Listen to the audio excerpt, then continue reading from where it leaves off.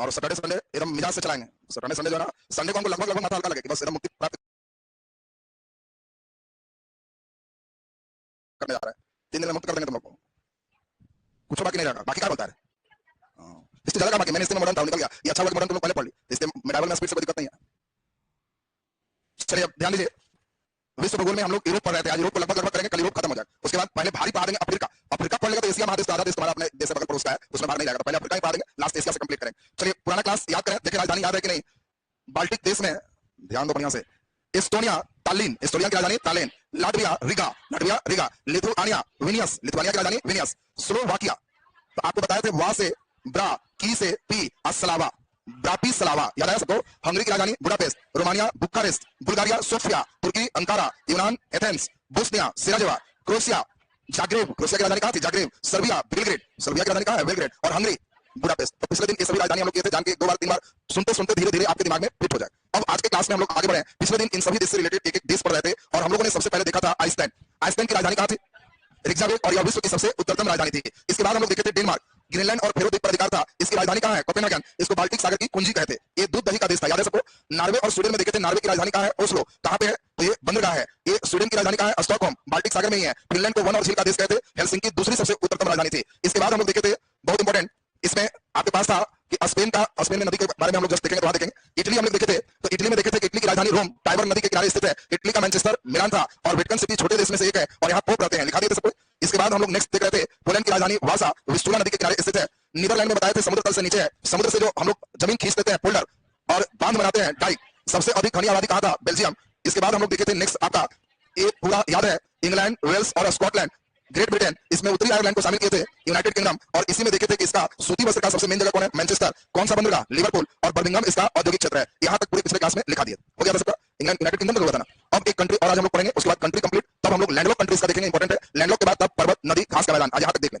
उसके बाद थोड़ा सा रहेगा 15-20 मिनट का, अगले दिन यूरोप काम खत्म, और तब अफ्रीका कल की क्लास से शुरू कर दिया जाएगा। नीचे लिख दीजिए, नीचे हेडिंग दो रूस। रूस, रूस, ध्यान दीजिए, सबसे महत्वपूर्ण बात समझना है, रूस क्षेत्रफल में विश्व का सबसे बड़ा देश है, इससे बड़ा कोई देश नहीं। रूस इतना बड़ा है कि रूस का यह पार्ट यूरोप में है, ये इतना बड़ा पार्ट एशिया महादेश में। ये बीच में जो देख रहे हो यूराल पर्वत है, यूराल पर्वत ही यूरोप और एशिया महादेश को अलग करता है। अब आप ही बताओ कि यहाँ से इस साइड के हिस्से में यूरोप है, इतना बड़ा रूस है, और इस साइड के हिस्से में एशिया है, तो रूस यूरोप और एशिया दोनों में है, इसीलिए इसको यूरेशिया कहते हैं। यूरेशिया का मतलब होता है यूरोप और एशिया दोनों। अगर आपसे पूछा जाए कि एक चॉइस बताओ, रूस किधर है, एशिया में कि यूरोप में, एक ही चुनो। पिछले दिन आपको बताया था यूरोप में मरुस्थल नहीं है, एक बच्चे कहा कि सर ठंडे क्षेत्र के कारण, तो सबसे ज्यादा ठंडा क्षेत्र यही है, वर्ल्ड का सबसे ठंडा क्षेत्र बर्फयान यही है। यहाँ पूरे टैगा मरुस्थल ही है पूरा, ये टुंड्रा क्षेत्र के अंतर्गत पूरा मरुस्थलीय क्षेत्र है, बर्फ के कारण एकदम पूरा मरुस्थल है, और उसको हम कोपेन के थ्योरी से कहें कि इसको क्या कहेंगे? ई, पूरा मरुस्थलीय बेल्ट। अब यहाँ पे इंपॉर्टेंट बात है कि यह जो पार्ट है वो किसमें आता है? एशिया में आता है, यूरोप में नहीं आता। अब आपसे कहा जाए कि रूस किसमें? जल्दी बोलो, यूरोप में। रूस को अगर एक चुनना रहेगा तो यूरोप में। क्यों? रूस की राजधानी मॉस्को यूरोप में, इसके राष्ट्रपति यहाँ बैठते हैं, दोस्ती इधर है, इसलिए हम लोग उधर ही रखते हैं, बड़ा सा हिस्सा। लेकिन ये हिस्सा साइबेरिया क्षेत्र, और रूस का बहुत बड़ा साइबेरिया क्षेत्र, एक कड़ाके की ठंड, इसमें विश्व में सबसे ठंडा यही पड़ता है, जिसको बर्फोयांश कहते हैं। ये साइबेरिया क्षेत्र है, यहाँ मानव निवास बहुत कम है, जो जनसंख्या उधर रहते हैं, और इसीलिए यहाँ के पक्षी जब यहाँ ठंड शुरू होते हैं तो साइबेरिया से उड़ान भर के इंडिया पहुंचते हैं। साइबेरियन क्रेन, साइबेरियन पक्षी बिहार और भारत आते हैं, यहाँ से फिर हम लोग यहाँ जब गर्मी के समय आए, यहाँ गर्म हल्का हुआ तो फिर वापस हो जाते। अब सोचो बिना वीजा पासपोर्ट के लोग रूस से बिहार तक के सफर मार देते हैं। तो अब ध्यान दीजिए, यहाँ पे बहुत इंपॉर्टेंट जो बात है उसको सुनो। विश्व में कितने देश की सीमा रूस से लगती है? तो 14 देश की सीमा रूस से लगती है। बहुत महत्वपूर्ण बात, रूस इतना बड़ा है कि एक किनारे में रात, दूसरा किनारे में दिन रहता है। और अब तुम्हें बताओ, सरकार कहेगी 10 बजे ऑफिस खुले, तो इसके यहाँ 10 बजे सवेरे हो रहा है, इसके यहाँ 10 बजे शाम है, इसके यहाँ 10 बजे का रात। इंडिया जैसा नहीं चलता, यहाँ पूरे रूस को 11 टाइम जोन में बांट के चलते हैं। सब 11 प्रकार के रूस में घड़ी है, अलग अलग बेल्ट, अलग अलग घड़ी, उसके अनुसार से सरकार कहेगी इस बेल्ट में ई घड़ी से इतना बजे चले। विश्व में सबसे ज्यादा टाइम जोन अगर किसी एक देश में है तो कौन है? रूस, बड़ा एरिया होने के कारण। और आपसे पूछा जाएगा रूस में टाइम जोन कितने हैं? 11। रूस की सीमा कितने देश को टच करती है? 14। सबसे अच्छा क्वेश्चन, वर्ल्ड में सबसे अधिक पूर्व पश्चिम की लंबाई किस देश की? रूस का। बीपीएससी ने पूछा कि विश्व में सबसे ज्यादा उत्तर दक्षिण की लंबाई, तो चिली का उत्तर दक्षिण लंबाई सबसे ज्यादा, लेकिन पूर्व पश्चिम की लंबाई देगा तो किसका हो जाएगा? रूस का। तो जल्दी से रूस पर हम लोग लिखते हैं, नीचे डैश करके लीजिए। विश्व में क्षेत्रफल के अनुसार सबसे बड़ा देश, विश्व में क्षेत्रफल के अनुसार सबसे बड़ा देश रूस है। क्षेत्रफल के अनुसार सबसे बड़ा देश रूस है। नीचे डैश देखिए, रूस के बीच यूराल पर्वत, रूस के बीच यूराल पर्वत स्थित है, यूराल पर्वत स्थित है, जो एशिया और यूरोप की सीमा बनाता है, जो एशिया और यूरोप की सीमा बनाता है, एशिया और यूरोप की सीमा बनाता है। नीचे डैश लिख लीजिए, रूस एशिया और यूरोप दोनों महादेश में पड़ते हैं, रूस एशिया और यूरोप दोनों महादेश में स्थित है, दोनों महादेश में स्थित है। इसे यूरेशिया कहते हैं, इसे यूरेशिया कहते हैं, यूरेशिया कहते हैं। नीचे अस्तार जाकर डैश देंगे। रूस की सीमा विभिन्न 14 देश को स्पर्श करती है, विभिन्न 14 देश को स्पर्श करती है। नीचे डैश देखिए। रूस की राजधानी मॉस्को यूरोप में स्थित है, रूस की राजधानी मॉस्को यूरोप में स्थित है, मॉस्को यूरोप में स्थित है। नीचे डैश देखिए। रूस के इवानोव को रूस का मैनचेस्टर कहते हैं, रूस के इवानोव को अंडरलाइन कर देगा, मॉस्को के बगल में। रूस के इवानोव को रूस का मैनचेस्टर कहते हैं, रूस के इवानोव को रूस का मैनचेस्टर कहते हैं, रूस का मैनचेस्टर कहते हैं। नीचे डैश देख लीजिए। विश्व में सबसे अधिक समय जोन, विश्व में सबसे अधिक समय जोन रूस का है, ब्रैकेट में 11 समय जोन, 11 समय जोन। नीचे डैश देखिए।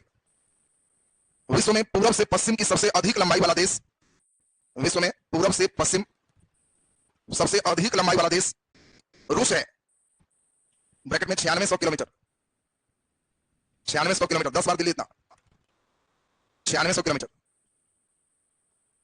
आपसे पूछा जाए सबसे अधिक पूर्व पश्चिम लंबाई किस देश का है, रूस का। कितना? 9600 किलोमीटर। अब बताओ रूस का बेस क्लियर हो गया। अब हम लोग बहुत इंपॉर्टेंट चलेंगे इसमें, रूस पूरे यूरोप के स्थलबद्ध कंट्री। एक अच्छा प्रश्न है, नीचे हेडिंग दे दीजिए। यूरोप के भू आबद्ध ब्रैकेट में स्थलबद्ध देश, यूरोप के भू आबद्ध ब्रैकेट में स्थलबद्ध देश।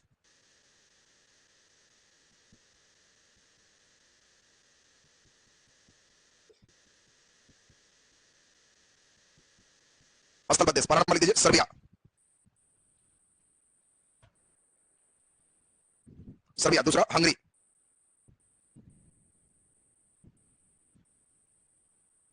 हंगरी। तीसरा बेलारूस, बेलारूस। अगला मेसोडोनिया, मेसोडोनिया।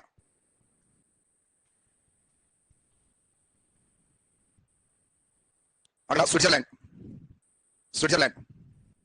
अगला चेक गणराज्य,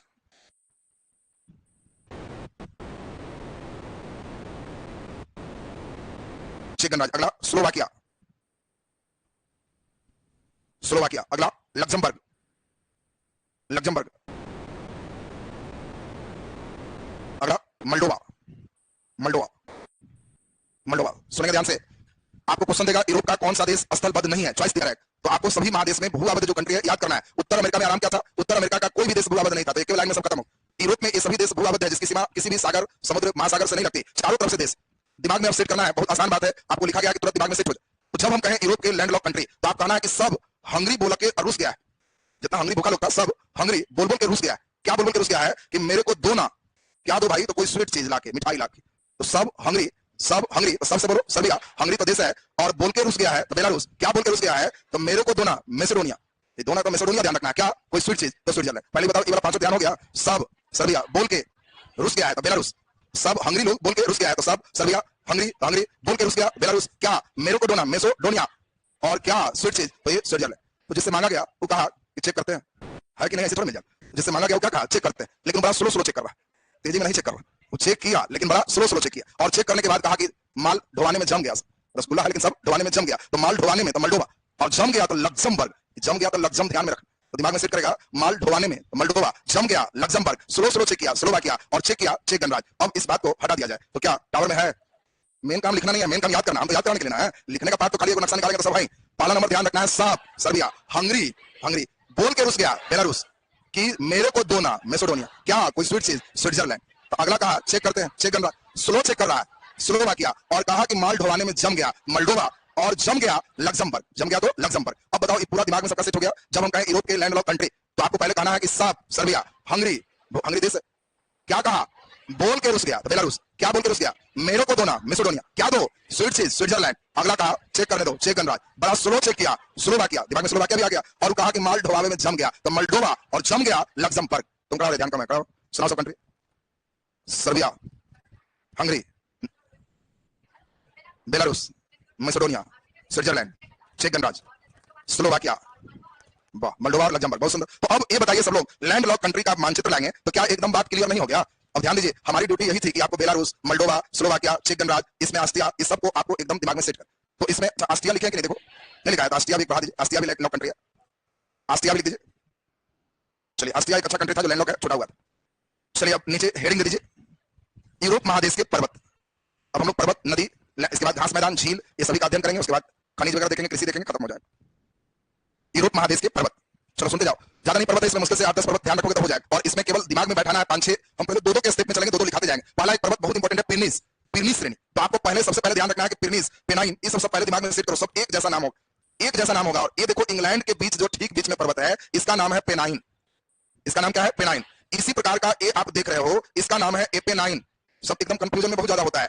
और सेम इसी तरीके से यहाँ पर एक और होगा, ये आप देख रहे होगे, यहाँ पर आपका होगा पिरनिस, ये इस पर्वत का नाम है पिरनिस श्रेणी। तीनों एक जैसा नाम है, जब एक बार देखोगे तभी याद होगा, बोला जाएगा। एक का नाम है पिरनिस, ये पेनाइन, और ये एपेनाइन, एपेनाइन, पेनाइन और पिरनिस, तीन। अब तीनों पर दिमाग में सेट करना है। पिरनिस श्रेणी से शुरू कर रहे हैं। पिरनिस सबसे इंपॉर्टेंट है, स्पेन और फ्रांस के बीच सीमा बनाता है। आपसे क्वेश्चन पूछा जाएगा किस पर्वत के द्वारा स्पेन और फ्रांस के बीच सीमा रेखा निर्धारित होता है, तो ये पिरनिस पर्वत श्रेणी हो। इंग्लैंड के मध्य भाग में जो स्थित पर्वत है उसको पेनाइन पर्वत कहते हैं। इंग्लैंड के मध्य भाग में जो स्थित है उसका नाम क्या है? पेनाइन। और इटली में ये जो देख रहे हो, रोम के पास, इटली के पश्चिमी तट के सहारे समानांतर जो विकसित है, इसका नाम है एपेनाइन।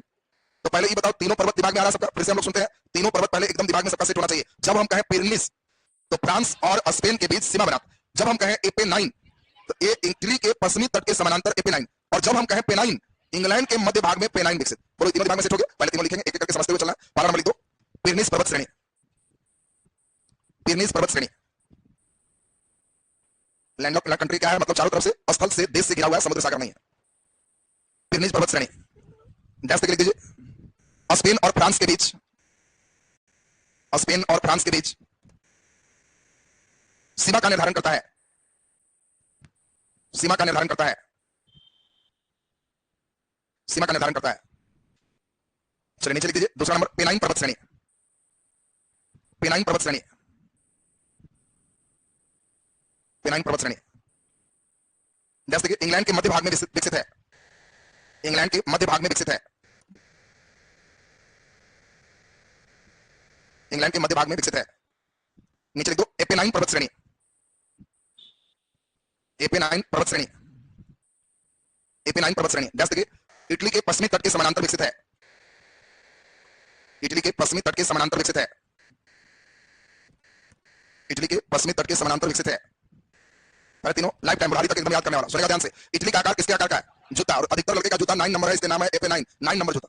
जब कहेंगे एपेनाइन का 9 नंबर तो जूता इटली पहुंच जाए। बोलो 9 नंबर पहुंच जाएगा साहब, जिसका जूता 9 नंबर है कहना कि जी एपेनाइन। अब बताओ, तुमको इंग्लैंड का नाम लेते हैं तो तकलीफ होता है कि नहीं? होता है, क्योंकि कब्जा किया था, तो तकलीफ को अंग्रेजी में पेन कहते। तो जब कहेंगे पेनाइन तो कहना कि समझ गए कि पेन हो रहा है, पेन हो रहा है, दुख दर्द हो रहा है। क्यों? इंग्लैंड का नाम लिया। तो पेन अगर कहेंगे तो कहना कि वो समझ गए दुख हो रहा है, इंग्लैंड का नाम। और पिरनीस तो कहना कि वो समझ गए फ्रांस और स्पेन के बीच सीमा बनाता। तो पहले बताओ, पिरनीस, पेनाइन और एपेनाइन, ये तीनों एकदम दिमाग में सबका सेट हो गया। अब यहां से सबसे इंपॉर्टेंट पर्वत की बात करें, सुनो।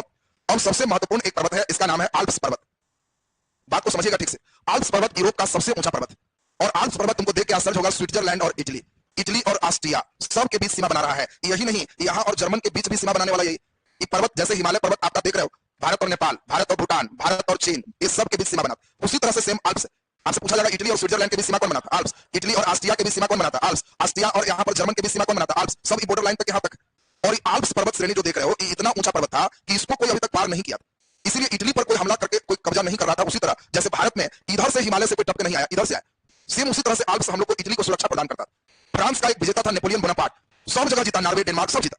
जब उसको इच्छा हुआ कि इटली जीते, तो रास्ते में आल्प्स पहुंच गया। इटली के रास्ते में तो आल्प्स आल्प्स पहुंच गया, तो सब पहले ही से जानता था कि आल्प्स को कोई पार नहीं कर सकता। और फ्रांस की तरफ से तो और नहीं, क्योंकि उसी के बॉर्डर पर आल्प्स का सबसे ऊंची चोटी माउंट ब्लांक, कई जगह माउंट ब्लांक भी लिखता है, तो माउंट ब्लांक सबसे ऊंची चोटी यहीं पर स्थित। तो यहाँ सबसे ऊंचा है। अब नेपोलियन सोच रहा है कैसे जाए। सेना को अगर बोलेंगे कि बाबू चढ़ जाना है आल्प्स, तो सब यहीं से कहेगा कि नौकरी से छोड़ दीजिए, आल्प्स को चढ़ेगा तो नेपोलियन ने सेना को गाइड किया कि हम सुने हैं कि आल्प्स बहुत ऊंचा, बहुत दुर्गम है, हम नहीं चाहते हैं पार करना।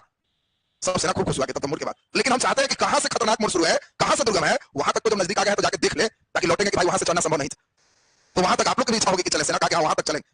और जब गया, दुर्गम भेंट हुआ, माउंट ब्लांक भेंट हुआ, तो सबने कहा कि यही इससे दुर्गम और आगे होगा। ऐसे नहीं आल्प्स का नाम, और ऐसे ही करते करते इस साइड उतार दिया कि हम लोग आल्प्स टप गए और इटली को हमला कर दी। तो देख लीजिए, इटली पर हमला करके पूरा क्षेत्र उसने जीता। तो अब आप देख सकते हैं, आल्प्स पर्वत एक बहुत ही इंपॉर्टेंट पर्वत है, और आल्प्स कई देशों के बीच सीमा बनाता है। आल्प्स पर्वत की सबसे ऊंची चोटी कौन है? माउंट ब्लांक या माउंट ब्लांक, कई जगह ब्लांक भी लिखा हुआ मिलेगा। माउंट ब्लांक, तो लिख दीजिए जल्दी से फटाफट, नीचे लिख दीजिए आल्प्स पर्वत श्रेणी। हाँ हाँ, इंग्लैंड नहीं जीता, इंग्लैंड समुद्र सेना, उसकी समुद्री सेना, जब स्थलीय सेना वाला स्थलीय को जीतेगा, उसका समुद्री सेना वाला जीतेगा। लिख दीजिए आल्प्स पर्वत श्रेणी, डैश लिख दीजिए इटली और फ्रांस, इटली और फ्रांस, कॉमा इटली और स्विट्जरलैंड, इटली और स्विट्जरलैंड, कॉमा इटली और ऑस्ट्रिया,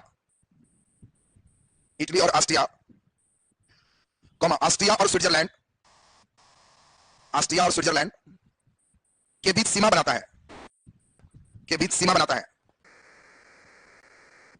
के बीच सीमा बनाता है।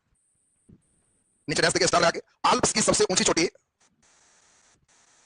माउंट ब्लांक या माउंट ब्लां है, आल्प्स की सबसे ऊंची चोटी माउंट ब्लांक या माउंट ब्लां है, माउंट ब्लां है, ब्रैकेट में 4807 मीटर, 4807 मीटर। चलिए बहुत इंपॉर्टेंट एक हम लोग और देखते हैं, यहां पर बहुत इंपॉर्टेंट एक पर्वत है जिसको ब्लैक फॉरेस्ट का। अब बहुत अच्छा क्वेश्चन आएगा, ब्लैक फॉरेस्ट किस देश में? जर्मनी। ब्लैक फॉरेस्ट किस देश में? जर्मनी। दूसरा बहुत अच्छा क्वेश्चन है, ब्लैक फॉरेस्ट जो देख रहे हो यह एक प्रकार का ब्लॉक माउंटेन है। अब आपसे कभी भी क्वेश्चन पूछेगा ब्लॉक माउंटेन का उदाहरण है तो ब्लैक पर्वत। ब्लॉक माउंटेन क्या है? दो देशों, दो जगह का स्थल खंड, अगर मान लो उसके बीच का हिस्सा धंस गया तो इस हिस्से में दोनों तरफ पहाड़ नजर आए। सेम यही भ्रंश घाटी है जिससे नदी गुजरती, यही नर्मदा और ताप्ती भी भारत में गुजरती है, वहां भी भ्रंश घाटी। तो आपसे क्वेश्चन पूछेगा निम्नलिखित में तो आल्प्स एक नवीन मुर्दार पर्वत, जबकि ब्लैक फॉरेस्ट एक प्राचीन पर्वत का उदाहरण है। और ब्लैक फॉरेस्ट कैसा पर्वत है? ब्लॉक पर्वत है। ब्लॉक का मतलब दोनों साइड उठा रहा, बीच का हिस्सा धंस गया। ये इसके टाइप्स में बड़ा इंपॉर्टेंट होता है। तो नीचे लिख दीजिए अगला number, black forest, black forest, black forest. नीचे डैश लिख दीजिए, ब्लैक फॉरेस्ट एक प्रकार का ब्लॉक पर्वत है, ब्लैक फॉरेस्ट एक प्रकार का ब्लॉक पर्वत है, एक प्रकार का ब्लॉक पर्वत है। नीचे डैश लिख दीजिए, डैश देखिए, ब्लैक फॉरेस्ट जर्मन में स्थित है, ब्लैक फॉरेस्ट जर्मनी में स्थित है, जर्मनी में स्थित है। चलिए नीचे हेडिंग दे दीजिए, कार्पेंथियन पर्वत, कार्पेंथियन पर्वत, कार्पेंथियन पर्वत। देखिए कार्पेंथियन यूरोप के पूर्व हिस्सा में, ये भी कई देश में कार्पेंथियन को आप देख पा रहे होंगे। तो यहां पर देश कौन है? पोलैंड। यहां पर देश बोलो हंगरी। यहां कौन है? रोमानिया। इस सब देश में विस्तृत है इसका नाम कार्पेंथियन। तो कार्पेंथियन एक बड़ा पर्वत। पूछा जाए किस देश में कार्पेंथियन पर्वत का सबसे अधिक विस्तार, तो कार्पेंथियन का सबसे ज्यादा रोमानिया में 50% विस्तार। मानचित्र गलत दिया, 50%, आधा पार्ट इसका रोमानिया में है और आधा पार्ट में फिर बाकी। तो ये क्वेश्चन भी पूछा हुआ क्वेश्चन है कि बताओ कार्पेंथियन पर्वत का सबसे अधिक विस्तार किस देश में है? रोमानिया। तो नीचे लिख दीजिए, क्या देखिए, यह यूरोप के पूर्वी भाग में स्थित है, यह यूरोप के पूर्वी भाग में स्थित है, पूर्वी भाग में स्थित है।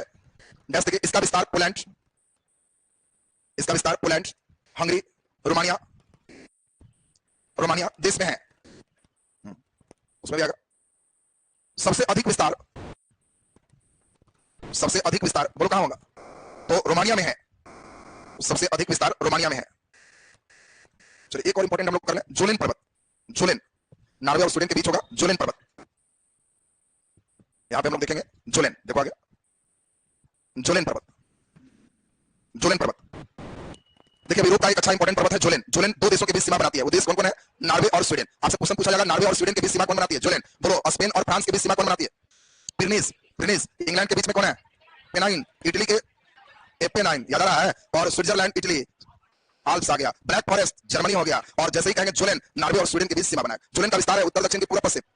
जल्दी बोलिए, उत्तर दक्षिण। डैश लिख दीजिए जोलेन पर्वत, डैश देखिए, यह नॉर्वे और स्वीडन के बीच सीमा बनाता है, नॉर्वे और स्वीडन के बीच सीमा बनाता है, नॉर्वे और स्वीडन के बीच सीमा बनाता है। नीचे डैश देखिए, इसका विस्तार उत्तर दक्षिण दिशा में है, इसका विस्तार उत्तर दक्षिण दिशा में है, उत्तर दक्षिण दिशा में है। चलिए नीचे हेडिंग दे दीजिए, यूरोप महादेश की प्रमुख नदी, यूरोप महादेश की प्रमुख नदी,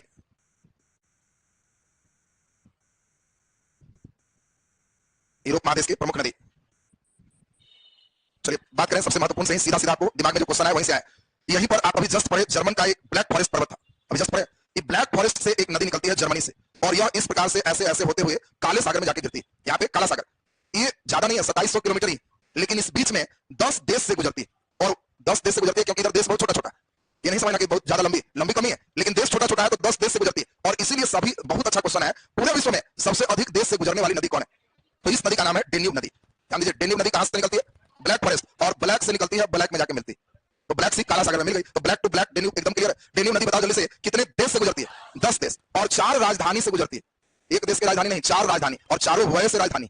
ये भी आश्चर्य की बात। तो चारों वय से है। एक का है वियना, वियना किसकी राजधानी है? ऑस्ट्रिया। एक है बुडापेस्ट, किसका राजधानी है? हंगरी। एक आपका है बेलग्रेड, बेलग्रेड, बेलग्रेड किसकी राजधानी है? सर्बिया। और एक यहाँ पे स्लोवाकिया की राजधानी आपको मालूम है ब्राटिस्लावा। तो ब्राटिस्लावा से भी ये नदी गुजरती है। अब आपसे क्वेश्चन पूछा जाएगा, बताओ बुडापेस्ट किस नदी के किनारे है? Danube. Vienna Danube, Belgrade Danube, Bratislava Danube. अब देखो 4 देश की राजधानी और 10 देश से डेन्यूब गुजरती है। तो बोलो डेन्यूब एकदम क्लियर है सबका? लिख दीजिए।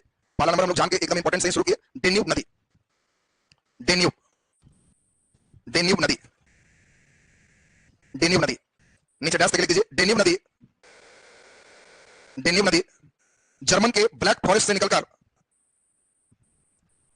जर्मन के ब्लैक फॉरेस्ट से निकलकर काला सागर में गिरती है, काला सागर में गिरती है, काला सागर में गिरती है। नीचे डबल स्टार लगा के देखो, विश्व में सबसे अधिक देशों से गुजरने वाली नदी, विश्व में सबसे अधिक देशों से गुजरने वाली नदी डेन्यूब नदी है। सबसे अधिक देश से गुजरने वाली नदी डेन्यूब नदी है। ब्रैकेट में 10 देश,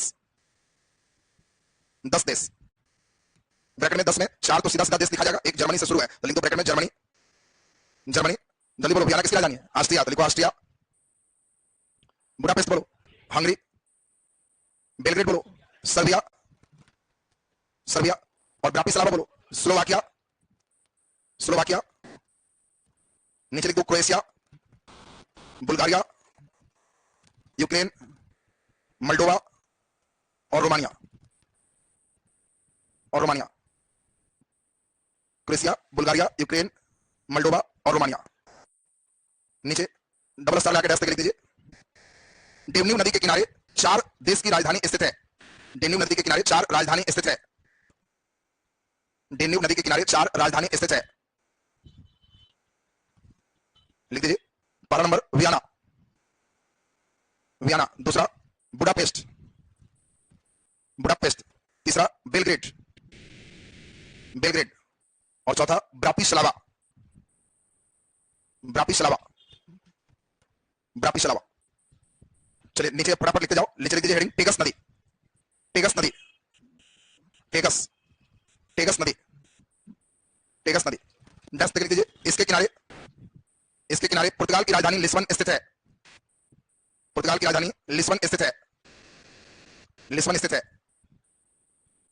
अगला नंबर लिख दीजिए एब्रो नदी, एब्रो। कई जगह एब्रो ऐसे भी लिख सकता है, एब्रो नदी, एब्रो नदी। चलिए बहुत इंपॉर्टेंट है एब्रो में जो समझो। एब्रो नदी इसलिए इंपॉर्टेंट है कि स्पेन की नदी है और स्पेन का एक बहुत इंपॉर्टेंट शहर है जारगुजा, और जारगुजा एब्रो के किनारे। तो आपसे क्वेश्चन पूछा जाएगा जारगुजा शहर तो स्पेन का है, किस नदी के किनारे है? एब्रो। लिख दीजिए जल्दी से एब्रो नदी, डैश देखिए। इस नदी के किनारे स्पेन का प्रमुख शहर, इस नदी के किनारे स्पेन का प्रमुख शहर, प्रमुख शहर जारगोजा स्थित है, जारगोजा स्थित है, जारगोजा स्थित है। नीचे लिख दीजिए पो नदी, पो, पो रिवर, पो नदी। चलिए ध्यान दीजिए, बहुत इंपॉर्टेंट है। पो नदी में, पो नदी इटली की नदी है और एड्रियाटिक सागर में गिरती है। सबसे इंपॉर्टेंट है कि इसी के द्वारा इटली में एक मैदान का निर्माण होता है जिसको लोम्बार्डी का मैदान कहते हैं, और लोम्बार्डी का मैदान बहुत उपजाऊ मैदान है, और इसीलिए पो नदी को इटली का गंगा कहते हैं। बहुत शानदार क्वेश्चन है, इटली का गंगा किस नदी को कहते हैं? पो। लोम्बार्डी मैदान किस नदी से है? पो से। पो नदी कहां गिरती है? एड्रियाटिक सागर में। लिख दीजिए जल्दी पो नदी में, डैश देखिए। पो नदी को इटली का गंगा कहते हैं, पो नदी को इटली का गंगा कहते हैं, पो नदी को इटली का गंगा कहते हैं। नीचे डैश देखिए। इस नदी के द्वारा लोम्बार्डी के मैदान का निर्माण हुआ है, इस नदी के द्वारा लोम्बार्डी के मैदान का निर्माण हुआ है, लोम्बार्डी के मैदान का निर्माण हुआ है। नीचे डैश देखिए। इस नदी के किनारे इटली का प्रमुख शहर वेनिस स्थित है, इस नदी के किनारे इटली का प्रमुख शहर वेनिस स्थित है, वेनिस स्थित है, वेनिस स्थित है। नीचे डैश देखिए। यह एड्रियाटिक सागर में गिरती है, एड्रियाटिक सागर में गिरती है, एड्रियाटिक सागर में गिरती है। नीचे लिख दीजिए टाइबर नदी, इटली का एक नदी और देख लें। पो और टाइबर इटली का दो इंपॉर्टेंट नदी है। नीचे लिख दीजिए टाइबर नदी, टाइबर नदी। देखिए सबसे इंपॉर्टेंट है, टाइबर नदी के किनारे ही इटली की राजधानी कौन है? रोम। दूसरा, आप खुद ही समझ पा रहे होंगे कि टाइबर नदी किस पर्वत श्रेणी के समानांतर बह रही है? यहीं पर एपे9 था, याद आया सबको? तो एपे9 से निकल के उसके समानांतर बढ़ते हुए भूमध्य सागर में गिरती है। तो लिख दीजिए जल्दी से, एपे9 पर्वत के समानांतर, एपे9 पर्वत के समानांतर प्रवाहित होकर, एपे9 पर्वत के समानांतर प्रवाहित होकर, समानांतर प्रवाहित होकर भूमध्य सागर में गिरती है, भूमध्य सागर में गिरती है। नीचे डैश देखिए, इसके किनारे इटली की राजधानी रोम स्थित है, इसके किनारे इटली की राजधानी रोम स्थित है। चलिए, दो बहुत इंपॉर्टेंट नदी है, एक का नाम लिख दीजिए राइन नदी, राइन, राइन नदी, राइन नदी। देखो जरा सब लोग को बढ़िया से समझना, राइन नदी आप जो देख रहे हो, ये फ्रांस इधर है, जर्मन इधर है, तो फ्रांस और जर्मन के बीच सीमा बनाती है। दूसरा, जर्मनी का कोयला का सबसे इंपॉर्टेंट क्षेत्र है रूर क्षेत्र। जब हम रूर प्रदेश बोलेंगे तो ध्यान रखना, जर्मनी का क्षेत्र है जहां कोयला बहुत ज्यादा। अब तुमसे पूछा जाएगा भारत का रूर प्रदेश है, तो कोई लड़का सोचता है कि पता नहीं रूर प्रदेश किसको कहते हैं, छोटानागपुर का पठार को भारत का रूर प्रदेश कहते हैं, जैसे वहां खनिज है वैसे यहाँ, तो इसमें कोयला बहुत ज्यादा। और जर्मनी क्या करता है, इसी नदी के सहारे कोयला इधर बेचता है, ये इंग्लिश चैनल में जाके गिर रहा है, वहां इंग्लिश चैनल, और इसीलिए पूरे यूरोप की ये सबसे व्यस्त नदी। आपसे पूछा जाएगा यूरोप की सबसे व्यस्त नदी कौन है, राइन। याद होगा उत्तर अमेरिका का सबसे व्यस्त नदी सेंट लॉरेंस, उत्तर अमेरिका का सबसे व्यस्त कौन था, सेंट लॉरेंस, और यूरोप की सबसे व्यस्त राइन। जर्मनी का एक बहुत बड़ा बंदरगाह है एम्स्टर्डम, और एम्स्टर्डम ये राइन नदी के ही तट पर स्थित। तो आपको दो तीन चीज, तीसरा सबसे इंपॉर्टेंट बात, इससे मेन क्या ढुलाता है, तो जो नदी से कोयला ढुलाएगा तो पानी कैसा होगा, खाला, इसीलिए इस नदी को कोयला नदी कहते हैं। अब क्वेश्चन पूछेगा कोयला नदी किसे कहते हैं, कोयला ढुलाने के कारण इसको कोयला नदी कहते हैं, तो कोयला नदी किस नदी को कहते हैं, राइन नदी को। तो लिख दीजिए फटाफट, राइन नदी डैश देखो, यह फ्रांस और जर्मन के बीच सीमा बनाता है, फ्रांस और जर्मन के बीच सीमा बनाता है, फ्रांस और जर्मन के बीच सीमा बनाता है। नीचे डबल स्टार लगा के डैश लिख दो, यह यूरोप की सबसे व्यस्त नदी है, यह यूरोप की सबसे व्यस्त नदी है, यूरोप की सबसे व्यस्त नदी है। नीचे डैश देखिए, यह जर्मन के रूर प्रदेश से गुजरता है, यह जर्मन के रूर प्रदेश से गुजरता है, रूर प्रदेश से गुजरता है, जिससे इस नदी में कोयला का परिवहन सबसे अधिक होता है, इस नदी में कोयला का परिवहन सबसे अधिक होता है, कोयला का परिवहन सबसे अधिक होता है, इसे कोयला नदी भी कहते हैं, इसे कोयला नदी भी कहते हैं, कोयला नदी भी कहते हैं। चलिए बहुत इंपॉर्टेंट, अब देखें वोल्गा रिवर, नीचे लिख दीजिए वोल्गा नदी, वोल्गा नदी कैस्पियन सागर में जाकर गिरेगी, वोल्गा यूरोप की सबसे लंबी नदी है, वोल्गा नदी। ध्यान दो, बहुत ही वोल्गा में इंपॉर्टेंट है, रूस की मेन नदी है, और वोल्गा नदी रूस से निकलते हुए और कैस्पियन सागर में जाकर गिरती है। आपको पूछा जाए वोल्गा नदी कहां गिरती है, कैस्पियन सागर में। डेन्यूब नदी कहां गिरती है, काला सागर में। डेन्यूब कहां गिरा, काला सागर, और वोल्गा कैस्पियन सागर, और यह यूरोप की सबसे लंबी नदी। डेन्यूब यूरोप की दूसरी सबसे लंबी नदी, दोनों ध्यान में सेट रखिएगा, यूरोप की सबसे लंबी नदी कौन है, वोल्गा, यूरोप की दूसरी सबसे लंबी नदी डेन्यूब। तो लिख दीजिए जल्दी से वोल्गा नदी, अस्ताल लगा के रास्ते लिख दीजिए वोल्गा नदी। हाँ देखो इसमें वोल्गा कुछ साफ है, कैस्पियन सागर लाया, यही वोल्गा रिवर है, लिख दीजिए वोल्गा नदी यूरोप की नदी है, ये इसका रास्ता है कैस्पियन सागर में आके गिर रही, काला सागर है, लिख दीजिए अस्ताल लगा के रास्ते, यह रूस की नदी है, वोल्गा नदी यूरोप की सबसे लंबी नदी है, कर दो सही है, वोल्गा नदी यूरोप की सबसे लंबी नदी है, यूरोप की सबसे लंबी नदी है। नीचे डैश देखिए, यह रूस से निकलकर कैस्पियन सागर में गिरती है, कैस्पियन सागर में गिरती है, कैस्पियन सागर में गिरती है।